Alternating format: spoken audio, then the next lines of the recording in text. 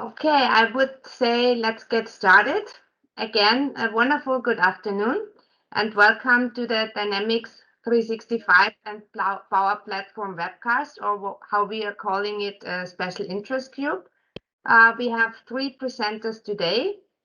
Chris Parks will give some insights around Power Platform. Then we have Wouter van Duin telling us some things about QBS services. And we have a special guest as well.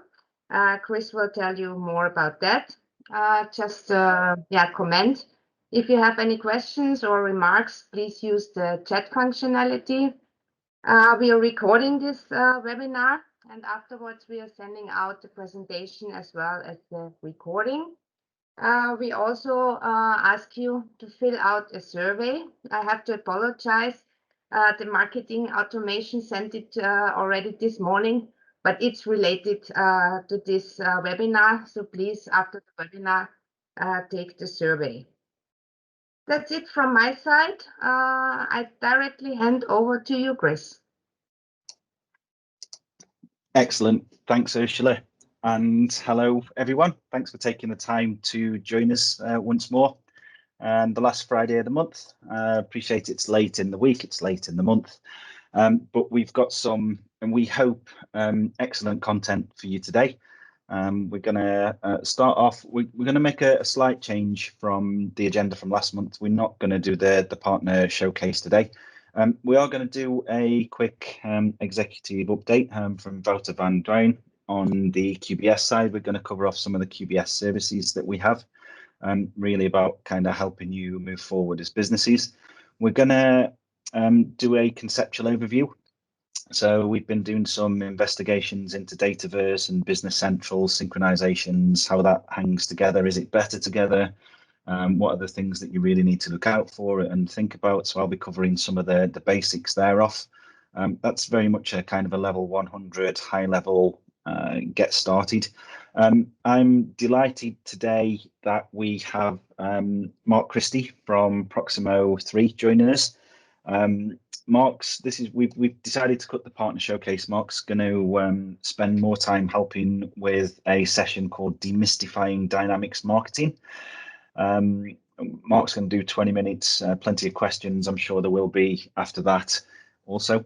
So that'll kind of take us through to close today. I genuinely would appreciate you noting the feedback survey link there. And we'll provide that in the chat window shortly as well. I think last month from the 40 attendees, I had 6 pieces of feedback. And this session is, it's really nothing if it's not what you want us to deliver. So I think from the 6 pieces of feedback, I then assumed that 34 people thought it was fantastic, it was great, we couldn't improve, or they had nothing to kind of share. I would really, really love it if you could just tick the, I'm asking for a smiley face or a sad face against the content today. Just so that we can know whether or not it hit the mark, whether you don't want to see it. And also, there's a little box in there if you wanted to be part of the partner showcase moving forward. We'd love to have you involved. That's where there's a space in there if you say, I would love to present my solution. Just so as you know, we have a very mixed audience today. Again, we've got exec, marketing, sales, pre-sales, technical consulting. So we'll try and ramp up the level of technical depth as we go through the webcast. We'll start with the services overview. We'll move into the level 100, 200, and then we'll get into more detail with Mark as we go through that. Hopefully that fits, but again, the feedback will be there, and I would absolutely love it if you filled that in. So that we know we can do. Please, last month we had 40 attendees. Looks like we're going to get to a similar number this month. Share with your colleagues. We'd love to have you on. Put a placeholder in your diary. We can't send out an Outlook calendar invite to you all like we used to be able to do. Obviously, when we run this more formally now with many more people, you get kind of GDPR type things. So if you could put a placeholder in, it's the final Friday of every month recurring, 2 p.m. UK time, 3 p.m. Central European time. We'd love to see you again next month. So I think for the first piece here, I'm going to hand over to Wouter. Wouter, are you online? He's online. Can he Hey, unmute yes, himself? Chris. Here I am. Excellent. Over to you to cover off the QBS services, mate. Yes, thank you very much. And good afternoon, everyone. First of all, let me take some time to start with a personal introduction. My name is Wouter van Duin. I'm one of the three Wouters that are working within QBS, and where the other two are focusing on finance and operations. My role as portfolio manager focuses on the offering from us, QBS, to you as partner. And well, that directly brings us to the topic of today, the QBS services. And well, recently, as you know, the former QBS SLA structure has been revised and updated into new QBS memberships.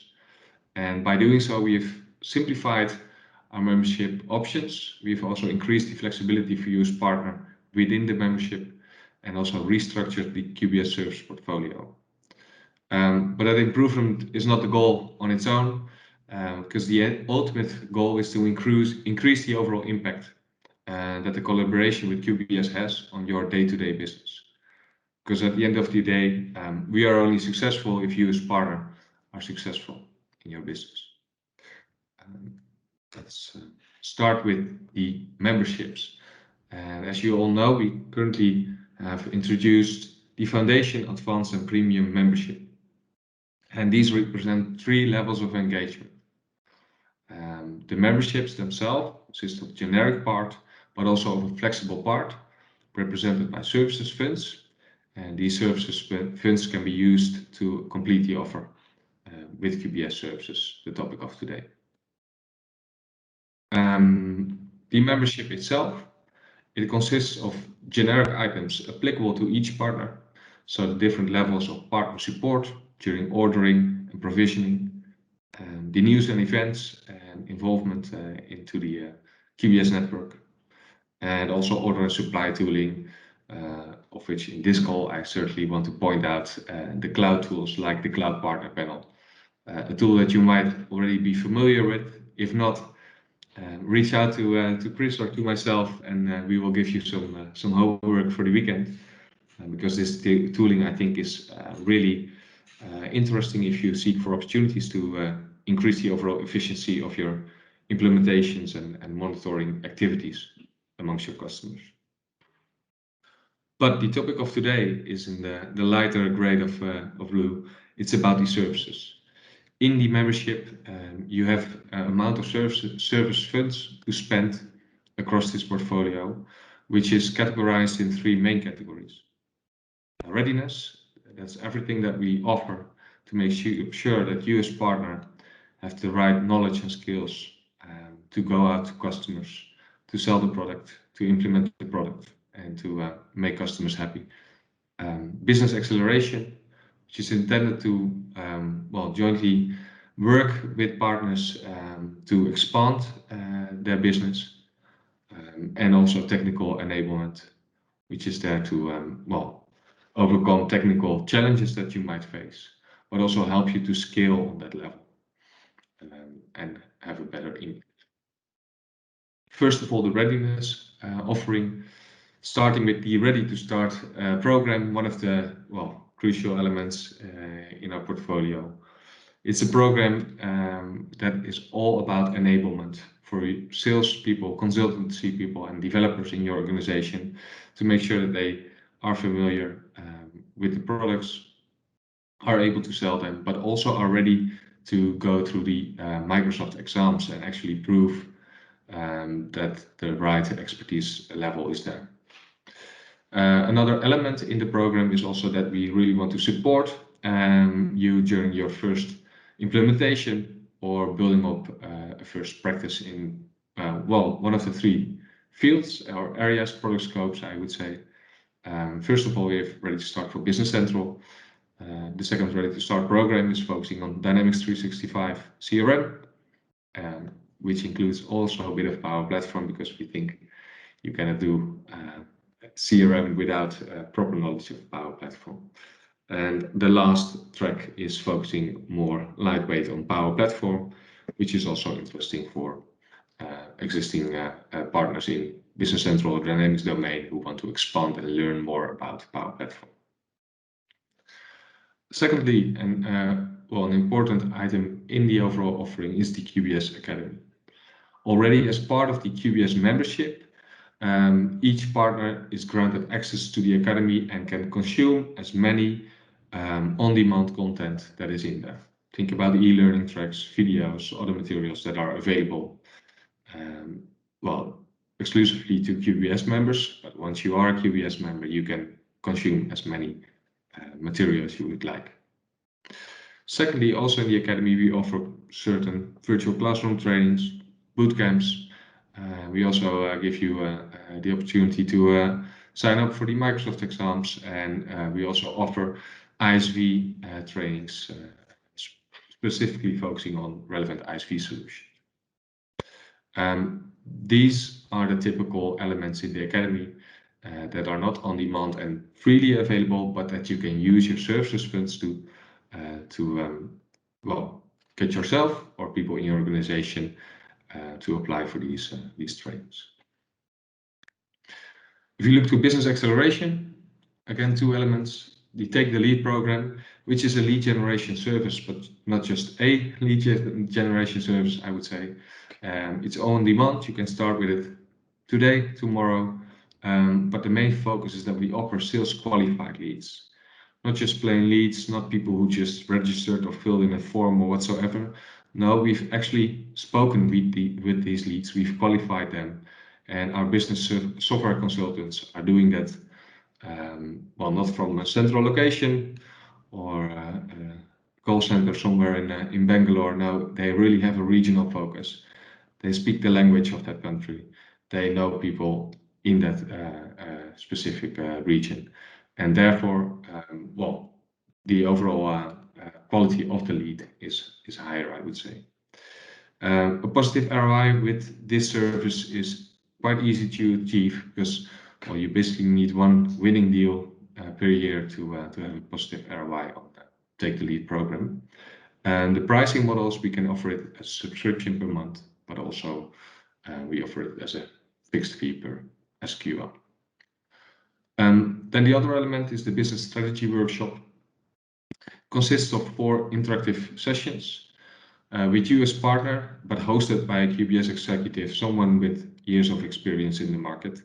But also, and this is, I think, interesting, we can benchmark your results with 700 other QBS partners and see how you are performing in comparison. Basically, during this workshop, we will look at your story. We will also take you out literally to look at the outside view, to look at the market. What things do we see changing and happening in the market? We complete also a SWOT analysis together, and the outcome is an execution plan, a clear plan with tasks that we can really follow up on in the coming period to make sure that it not remains with strategy only, but we can actually execute on it. The last element, as mentioned, is focusing on technical services.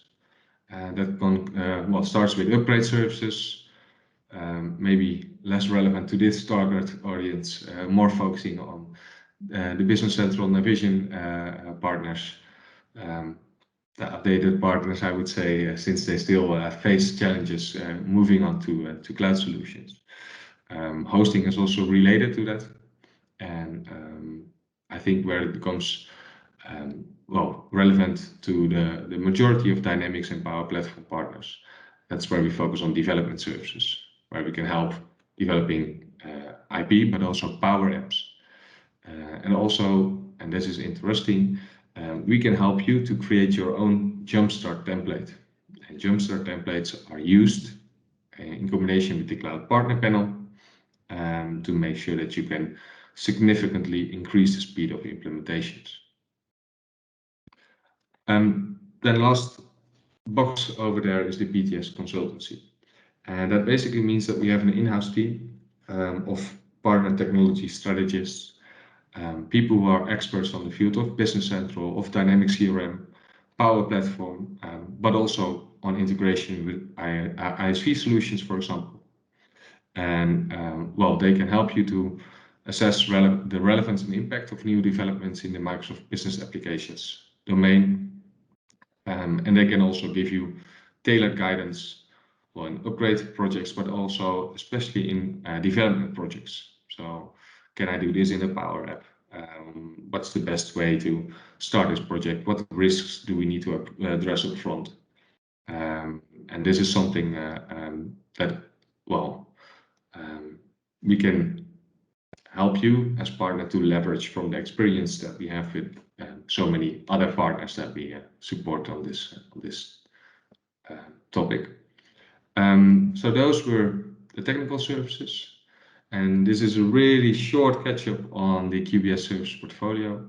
If you are interested or want to know more about specific service, feel free to contact me or contact Chris or Ursula. We are there to guide you through the portfolio to help you if you are interested in one of these services.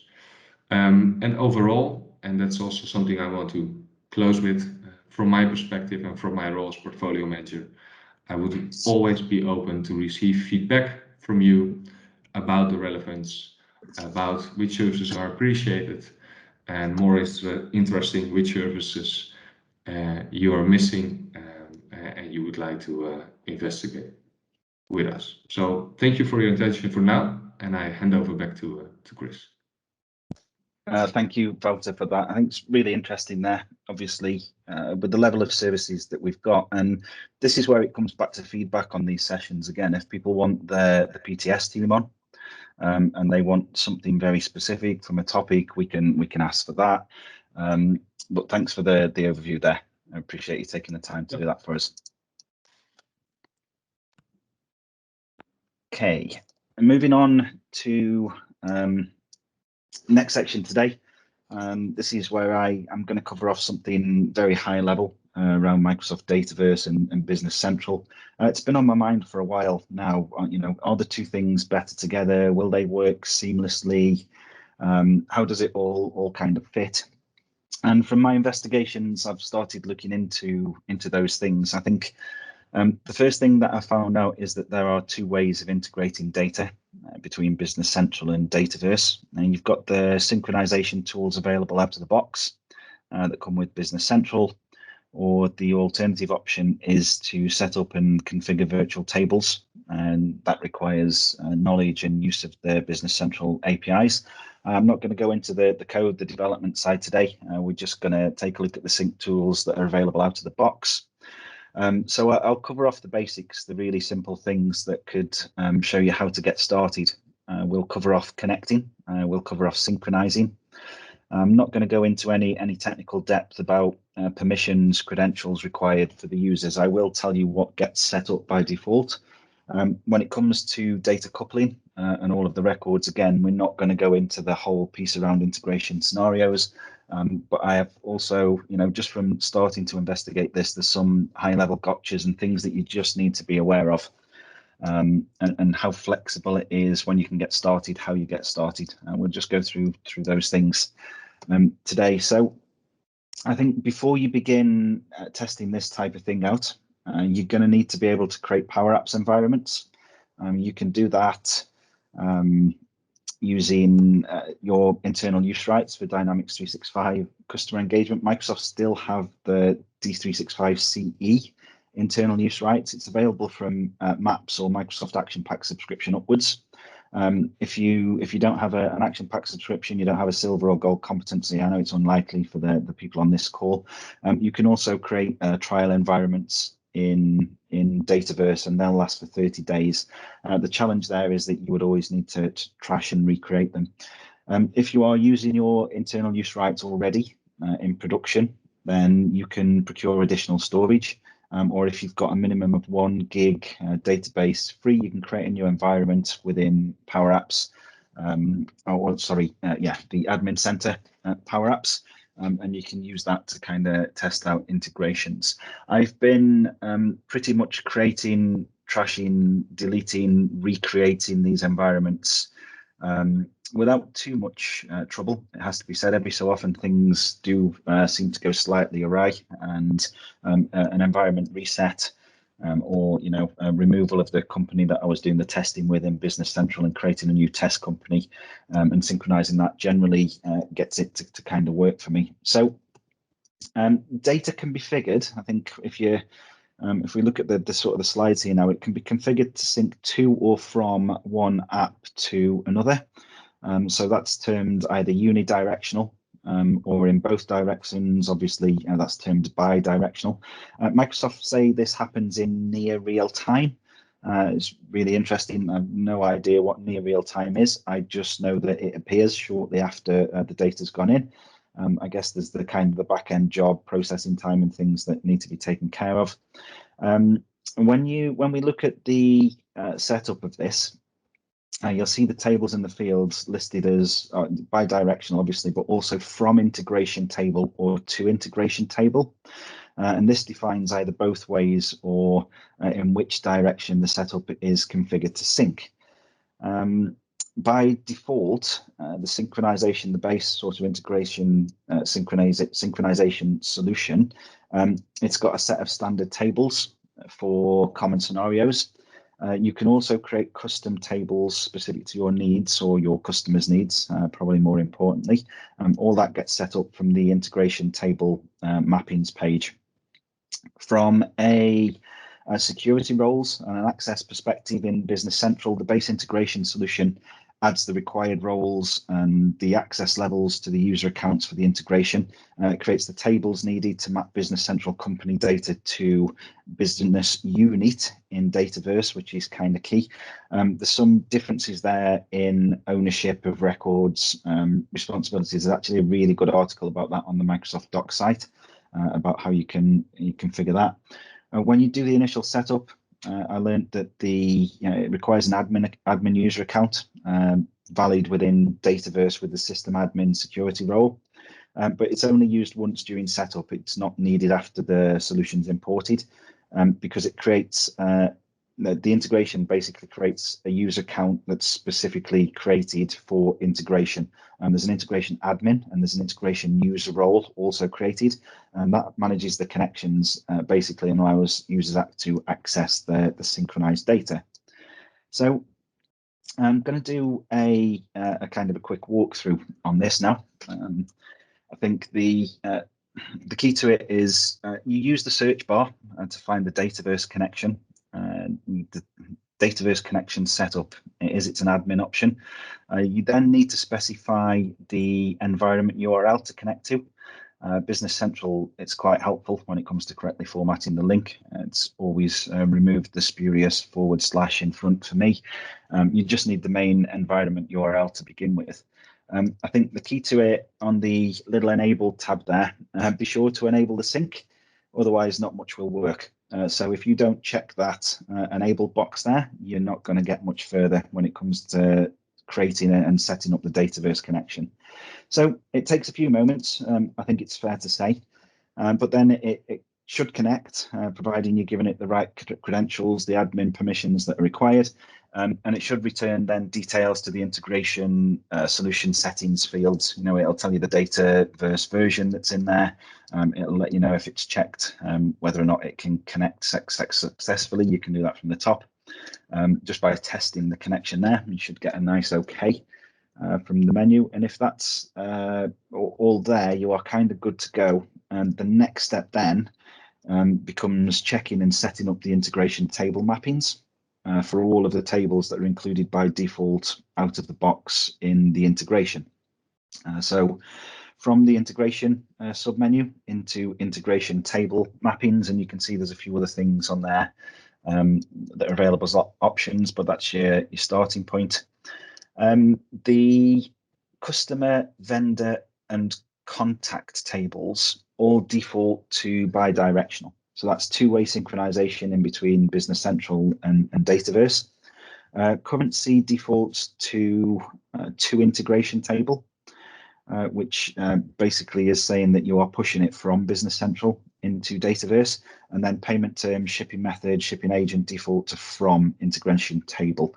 I think the important thing you see there is that the Dataverse tables here on you can see the tables that they map to on the right-hand side of the screenshot there. Obviously, the Dataverse account and the contact tables are the core of the integration piece, together with the transaction currency table. And that's where the payment term, shipping method, and shipping agent fields go to. So we're kind of, by default, out of the box, it consolidates multiple tables into account or Dataverse account. And that's kind of clearly labeled there on the screenshot. So beyond that, if you want to check the field mappings, you go into the specific section. You can see what gets mapped to where, and you can also see here. I think if you look down the bottom there, towards the bottom, there's one around credit limit. You can see the ability to map individual fields as bidirectional or not as well. So specifically, by default, the credit limit field is controlled by Business Central using the to integration table setting. You're going to avoid their users of Dataverse or Dynamics 365 for sales if you're synchronizing there, overwriting something that's really a key financial function. And last thing you want is a Dataverse user overriding the credit limit for the customer that they're doing the deal for without financial approval, etc. You kind of get the picture there. So you've got that two-way integration. You've also got a push and pull mechanism for the default tables and the default fields. And then when you are happy with the mappings, it's time to run an integration. There's a few options, but initially you're going to want to select the run full sync option and the synchronize all. That's basically the high level piece that creates then the job queue entities, the job queue entries in Business Central to automatically complete the initial synchronization and keep it up to date moving forwards. I think on the screenshot there, you can see the ones that are in progress. Took the screenshot, just have to hit in the full sync, and then the other ones that are waiting to complete to keep that near real-time sync running moving forwards. Once you've gone beyond that, you then sort of basically that's it for configuring it. There is nothing else to it, and so I didn't want to go into too much technical depth today. That's a view in Dataverse of one of the accounts. I think the standard, it's one of the standard Business Central accounts there, A-Datum Corporation. Anybody who's familiar with Business Central will understand and know the sort of the demo data inside out. And it was really a simple piece of effort then in Power Apps, create a model-driven app within the same environment, point it to accounts, point it to contacts. There are a few specific things that I learned when I was doing this, and there are a few gotchas in there. Things like data type mismatches where country code in Business Central defaults to GB. In kind of Dataverse or D365 sales, I think the standard one is UK. It's the same for U.S. and US. You can actually create something known as transitional field mappings to help with replacement as part of the setup and the configuration for this. The piece that I was unable to still reconcile just in the early trials, and I'm going to look more into this, is to define whether something is a customer or a vendor versus an account, and if you could separate that out in Dataverse. Once the records are coupled, you can uncouple them. You can do various things with them through Business Central to redeploy or break the connection between the records if something isn't quite as you want it. That's possible in there.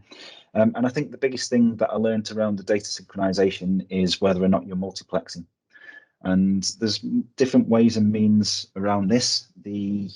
I think the key to it, we obviously use this type of integration internally at QBS, and all of us are licensed, even if we've got access to to our kind of sales app, our customer service app, marketing stuff. We're team member licensed so that we've got read access to the account and contact data that's synchronized down. The way the integration works is it sets up a very specific business unit owner per company. So BCI, Business Central Integration - company name, is the owner of the records. So it would actually be possible to restrict access in Dataverse based on role-based security to only users of the finance system. Kind of negates it. You could even set up a separate environment and sync only with that. so that the it wasn't there. That really moves away from the one centralized accounts and contacts position, though. If in Dataverse you are directly writing back to tables in Business Central that require more than a team member's access, you're going to have to take that into consideration too. So there's a lot of vagaries around multiplexing, how that works. I think the final thing that I learned is that adding additional tables or adding additional field mappings to the default tables isn't simple. It looked like it was a configuration effort. More details on that hopefully over the coming weeks, months, or if we bring more in-depth PTS knowledge to this, then I think you'd be in a better place. And again, interested in the feedback if this is kind of too high level, too low level. We'd love to make this more worthwhile for you moving forwards. So that's kind of just a little bit of an art of the possible, a little bit of a concept today. And we're now going to hand over to Mark Christie from Proximo 3. Mark's going to do us a little piece this afternoon, little piece, I shouldn't undersell Mark's knowledge here, on demystifying Dynamics marketing. Mark, are you there and are you ready to go? I am here and I am ready to go. So we'll play a little bit of Teams Bingo. Hopefully you can hear me now. We can hear you, Mark. We just can't quite see you. So if you want us to see you, great, go for it. If not, if you're hiding behind Friday afternoon stubble, we don't mind either. No, that's fine. I'll set the camera on and say hello, and then as I concentrate, we'll go off. So hello everyone. I am Mark Christie. I am the Managing Director at Proximo 3. I am also a Microsoft Business Applications MVP. My background is really field service and Dynamics marketing. So what I'll do today is kind of take you through the journey of Microsoft Dynamics marketing and show you kind of the newer version of it and how everything hangs together. So I will just now disappear from camera for a bit and come back at the end and really just talk through everything. So there's a lot of negative stigma around any product that Microsoft does regarding marketing. So if there's people in the room, just for a second, if you use the original Dynamics, Microsoft Dynamics Marketing, MDM, or if you've used Click Dimensions, anything like that, just quickly use the wee icon to raise your hand. Just give me a wee hand raise. There we go, we've got a couple of people, excellent. Oh, we've got a lot of people, that's more than I expected. So, now, I will be honest, I used the product. I personally didn't think that it was the best product in the world. It didn't sit right with me in Dynamics marketing or within Dynamics itself. So I really hesitated in getting fully on board with Microsoft Dynamics 365 marketing. I thought it was really going to be the same thing. So I stayed away for a while. I used Click Dimensions. I fully supported, sold, implemented. Click Dimensions was the way forward. But I had a customer came to me about a year and a half ago, and they were we want to be a Microsoft house. We will only use Microsoft products. And I still tried to get the ClickD licenses. I still tried to go down the ClickD route, but they were adamant it was Microsoft Dynamics marketing. So I thought, right, okay, let's get into this and let's give it an actual chance. So once we got into it, I was actually pleasantly surprised. There's lots of new features that are there. There's things that maybe didn't work before that now work. So it's quite an interesting product. And when I start to talk to people about it, people are like me, they are aware that historically it was quite poor, that it didn't work the way it should do. So people still think that the new version of Dynamics marketing is just exactly the same as the old one. So what we have to kind of try, if you're either a partner going to implement it, if you're going to use it internally yourself, it is two totally different products. They are very distinct. They were also within Microsoft built by two separate engineering teams. So they are so far apart. They are night and day, two totally different products. And you can actually see that it's two different teams that have built it. The other part as well, when the customer came to me 18 months ago, the product had been out 6 to 12 months at that point, and everyone knows, or sorry, the conception is that anything that Microsoft bring out is buggy in the first 2 or 3 releases, not to touch it. Now, I think Microsoft have maybe previously been burnt with the original one. So when the Microsoft Dynamics 365 marketing came out, it was 95% there. And over the past few years, every time a new wave release has come out, there's been bugs fixed, there's been new functionality. Like there's a wave release that's about to come out with some amazing functionality that take away a couple of limitations that were in the system and kind of blow everything out of the water. So what we're trying to say is, yes, the old one was poor, but the new one that is there now is different class. It's something that can make a huge difference. We use it internally. I also run some events within the Dynamics community. We use that for the events as well. I've totally shifted, and I'm now actually working with the product team at Microsoft to make things better on this. It is just, I get passionate about tech, but actually Dynamics marketing is something that I'm finding really good. So what actually makes it so good? What's actually changed to make it a new product and make it look a little bit different? So for me, there's 4 or 5 things, but I'm going to call out 4 of them at the moment. So social media, the ability to now have LinkedIn, Twitter, Facebook, Instagram, have all of them linked to your Dynamics instance. You can schedule your posts, you can upload your media assets, you can actually look at the insights of each tweet or each LinkedIn message and see what your impression reach was. You can see what time is the best time of day, what day of the week is best to post that. You get all the analytics around that.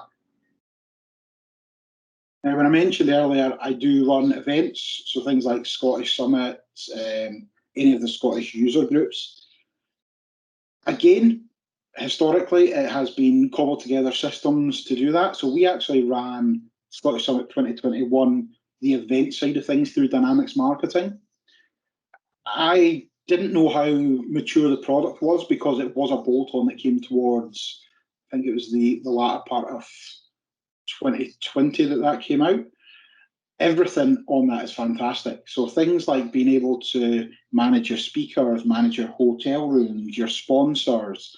I can have a floor plan. I can have different buildings with different rooms and different layouts. It is a full event management system, with the added thing that you can actually have that event and build your marketing, your social media campaigns all around the event on a customer journey. Now, the insights part of it is quite impressive. So that is where you can look at an email, you can see all the emails you've sent, see who's opened it, when they opened it, even to the point you can actually see where on the email people have clicked, who's followed through, and who's gone to maybe your website, who's filled in a form. You can see all of that just by going to your email or your email campaign. And the way some people don't understand the value that gives them. So if you imagine, I mean, what are we on? We're on Friday at the moment. So if you imagine somebody says, right, okay, it's 4:30. You've got one contact that you can call to try and get a sale. You can quickly look at the insight and see who's the most ready lead that you have in your system based on the number of emails they've opened, based on the number of website visits they've had. You can gather that information really quickly. The last part, and I say what's different, it's around the HTML emails. Now, before the editors were quite poor, you really needed to know how to do HTML. Now you've got your drag and drop creator, you can build content blocks. So you can have certain headers and footers that will come in on every different email. You can also have dynamic content. Now, I'm working with a home builder at the moment that have 4 different brands. And with that, depending on what journey you're going on, we can send out the same body of the email, but we can have dynamic content that shows different logos and different addresses based on the different brand on the dynamic content. So that's something that's that's very good. And if you compare that with the previous version, it's two different engines. It just runs so smoothly. Now, what I'm going to mention here is I know there are quite a few different partners here, whether it's BC, whether it's Historic NAV, F&O. Hands up if anyone has used Customer Insights yet. Let's give it a quick show of hands on that one. Yeah, we've got a few coming in there. Excellent. So what you'll know with Customer Insights, or if you haven't used it before, is Customer Insights can be used to bring in data from multiple systems and tie it together. So based off of what Chris was doing on his BC, I had a little bit of a play about with it over the past couple of days.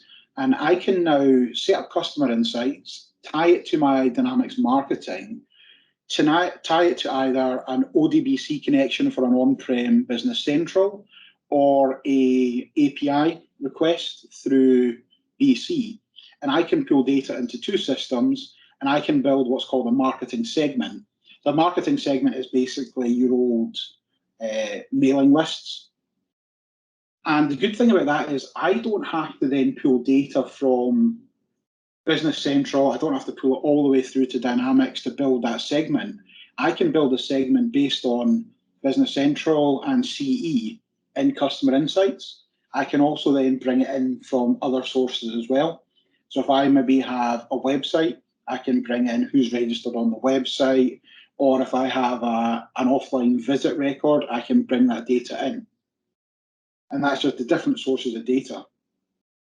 Now, what we can do at that point is we can say, okay, so we can weight the different values from the different systems. So if I've got a Dynamics Marketing instance, I've got my Business Central instance, and I've got a historic Sage CRM, I can say, okay, when we pull all the data together, let's weight the values differently based on where the sources come from. So there's lots of different ways of tying all your data together in Customer Insights and then bringing that back in to Dynamics Marketing so that you can actually have segmented data that's not just held within your Dynamics Marketing instance.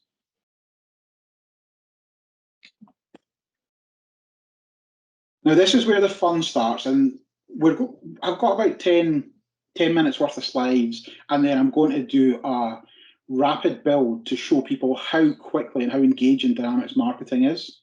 So what we've got is we have got the concept of a marketing journey or a customer journey. So we can build an email, we can create a segment, we can create that customer journey, we can score the lead on the back of that. So with the email, as I said, if you've got multiple different companies in the one tenant, you can use the dynamic content. The traditional marketing lists kind of move on now, and we have different segments for different marketing activities. Now, the customer journey thing is very interesting. So it is just a drag and drop interface. It is almost as simple as building this journey or this Visio diagram that I've got on here. That's how simple it is. We can then have lead scoring at the end. So if somebody has opened the email, they get 5 points. If they open an email and go to the website, they get 10 points. If they open the email, go to the website, download a brochure, and click on another part of the website, they get 25 points. So this is what we call lead scoring, and you can set certain thresholds. So if a customer all of a sudden in the space of a week goes from 20 points up to 60 points, I'd say they're very interested and they're a hot lead. So let's get on to them quickly and try and convert them from a lead into an opportunity. And that's all part of the marketing process.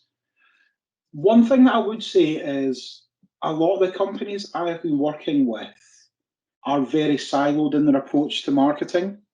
They have a sales department, they have a marketing department, and they maybe have a delivery department.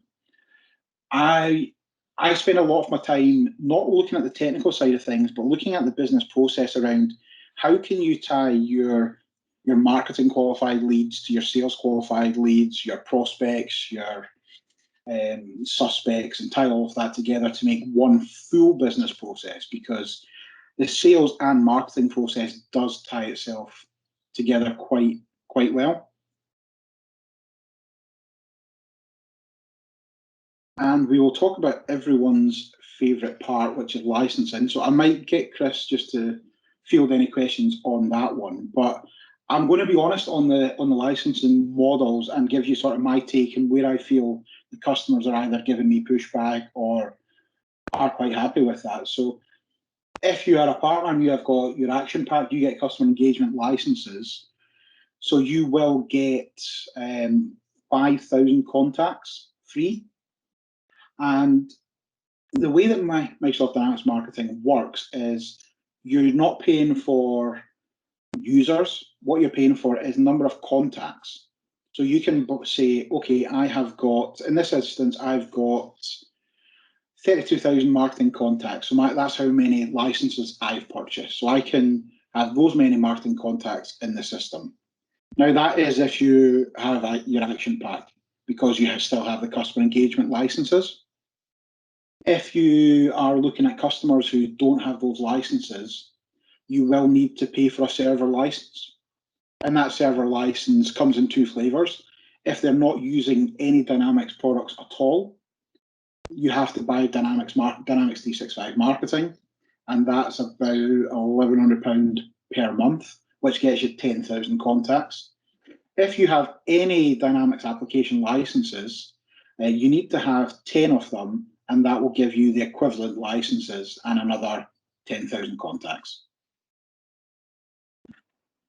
The one part that Microsoft do not tell you about the licensing, it's not in the guides, it is hidden away in Docs and Learn 500-600 clicks in the middle of nowhere, is although you're buying number of marketable contacts, those number of marketable contacts also have a number of email sends.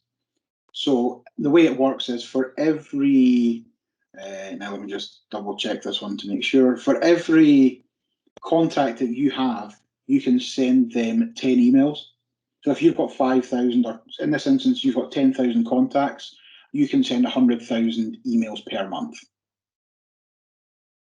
Other things just to look at is if you want additional production licenses, you have to pay for them. They're not free. If you want additional sandboxes, you can buy the additional sandboxes as well. A sandbox is about, I think it's £120 a month. It's not huge, but just be aware if you are proposing this as a solution that you have to be aware that there is some additional costs for the sandbox instances. Now, with that being said, I have got probably about 7 minutes. So what I'm going to do is I'm going to quickly build you a marketing segment. I'm going to build you a marketing email, and I'm going to build you a customer journey. Now, I might run out of time, but I'm going to try and do this as quickly as we can for you, just to show you how simple this is. And I'm not a marketing person. I'm a technical consultant or a BA or an SA, whichever one to go down. I can do this without a marketing head. That shows you how easy it is. So first of all, we are going to build a quick segment. So what I'm going to do is I've already got some data in the system. So I'm going to say I want to bring back all people who are based in the UK. I'm going to create a new dynamic segment. Now, there's lots of templates already out here. That's one thing that Microsoft are good. They're bringing lots of different templates out. These are actually changing, and more templates are coming out with every wave release. But who likes doing templated ones? So I will say UK last name with me. So what I'm going to say is, right, okay, I want to bring back a contact where their country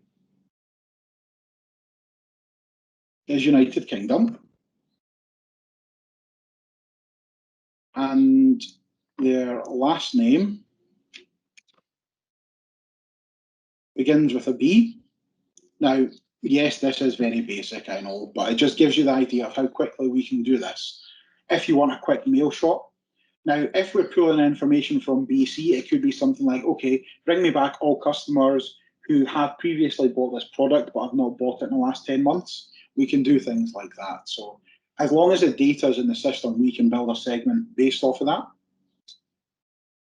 So we're just going to quickly, here's our quick marketing segment. We've created it. Now, hopefully, we have some people in this. Just give it a quick refresh. That will refresh, so I probably in this instance haven't got anyone with that, so I'll give it a quick edit. Ah, there we go, that's no problem. I've used address line 2 rather than address line 1 there.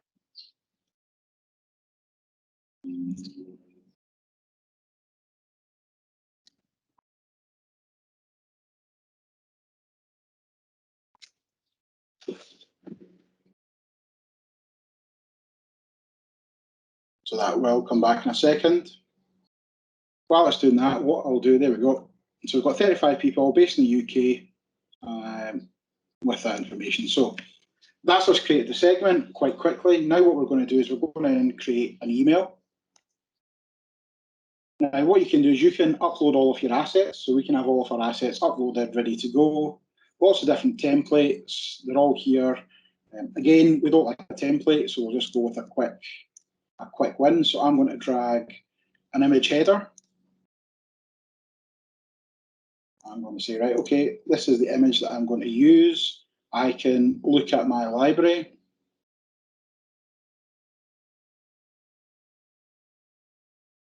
And I can say, right, okay, I'm going to use my Bts Consultancy training logo. And then going to bring in some text underneath that. I'm going to say, it was great to be here.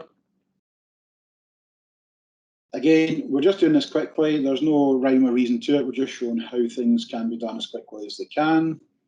We'll also stick the QBS logo in.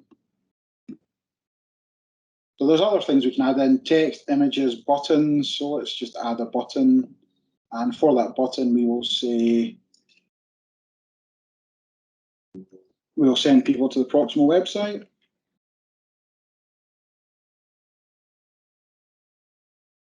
Visit us. If I want, I can go in, I can change it to the right colour. But you get the gist. We can quickly add things in, different layouts, different columns. Now, one of the cool things is we can actually, I know a lot of companies that I've dealt with over the past 6 months specifically have not really had the skill sets for HTML emails. So what they've actually done is they've outsourced the creation of all of their emails. So what you can actually do is you can just bring in a code block, copy and paste all of the code straight in, and it will make that email. So we'll call this one QBS email. There's the email. I'll give it a quick save. And I'll go live with it. So we've built the marketing list, we've built the email, and now we're going to build the customer journey. The customer journey is going to be a nice drag and drop. So we can see quickly this is what everyone will get. Just while I'm on here as well, to show you how cool the stats are around the insights. Here's an email that I sent a few weeks ago. I can look at the insights, the open rates, the unique views, when it was open. So I can see it looks like Tuesday at 10 o'clock is the best time to send an email for getting it open. I can have a look at the interactions. I can see who opened it, when they opened it. I can see somebody opened it yesterday. So you can get all of that good information from there. But we'll quickly go into a journey. Again, loads of templates. Mark doesn't like templates. So we're going to set our audience. Now that audience is going to be the segment that we've already created. Let's say segment.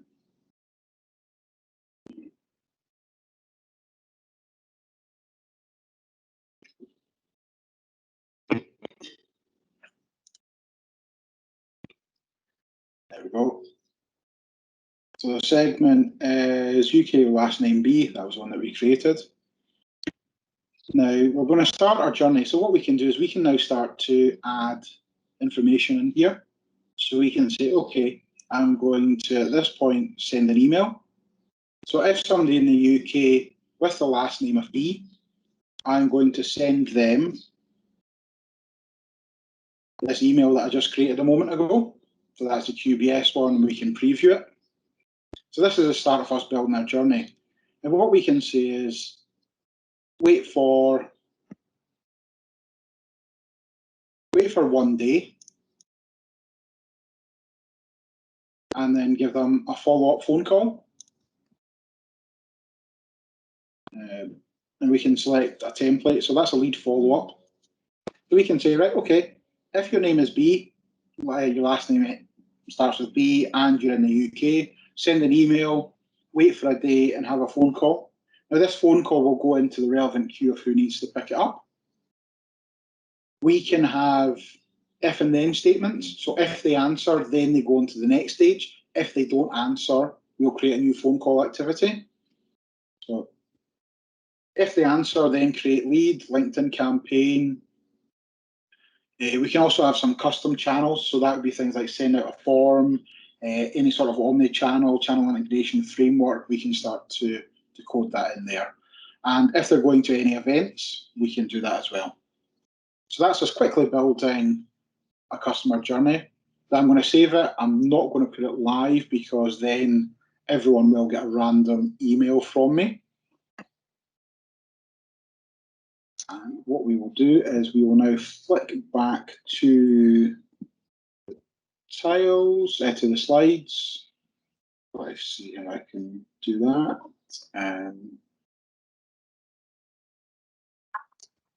They're just on the way back up now, Mark. Yeah, I think when you shared, they dropped out. And if I just hit resume, you should be back to your slide 24. I wouldn't get a random email from you, by the way, because my name doesn't end with a B. I'd be disappointed, but there you go. So that was a really quick run through on what Dynamics marketing is, how it can be used nowadays, and just to kind of say, look, it's in a much better place than you are. We are running all of our marketing activities from this for events, for our company. You get it as a partner, so use it and look to try and sell that to your customers. If your customers are interested in it, they need to have a mature marketing department that understands what a journey is, not just a marketing department where everyone sends an email out every Tuesday trying to drum up business. You need to have some sort of planning around that. So hopefully that was a quick whistle-stop tour of everything. And if there's any questions, just throw them in the side. There are indeed questions. Mark, I'm going to just paraphrase a couple of them. One of them, unfortunately, I don't understand. Adam's asking around what limits are there to the £0 SKUs. So I'm assuming free SKUs that you can give to a user so they can access the marketing app.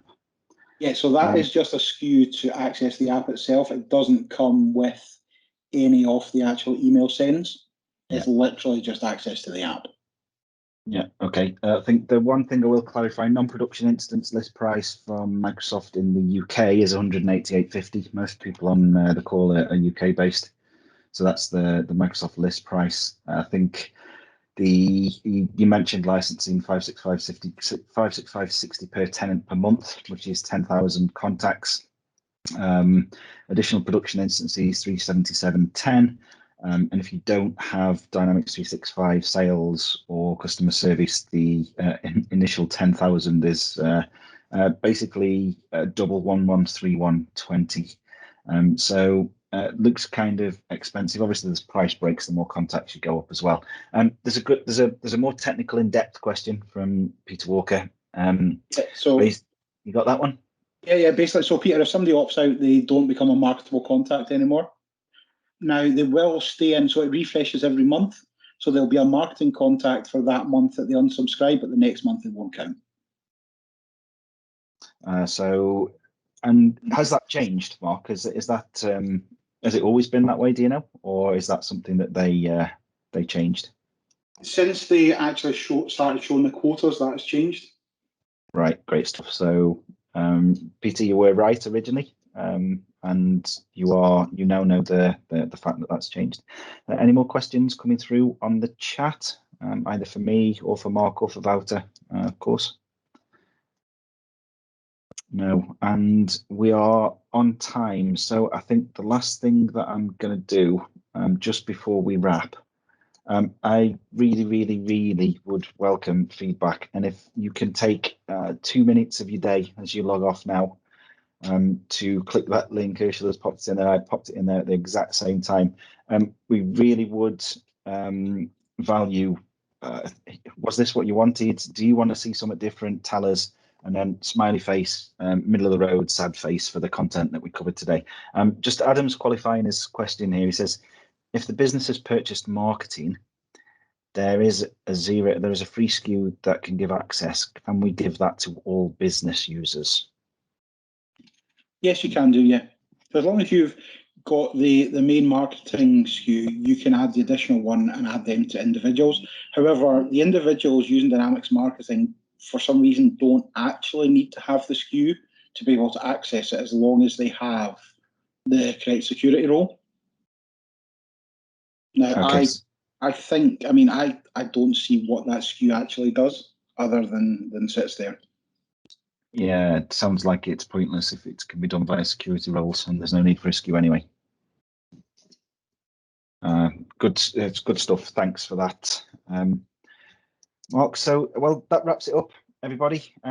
Take care, stay safe. Please fill out the survey. And Mark, I really do want to say thank you very much for taking the time there. Segment, email, target, if then, conditional branching, etc.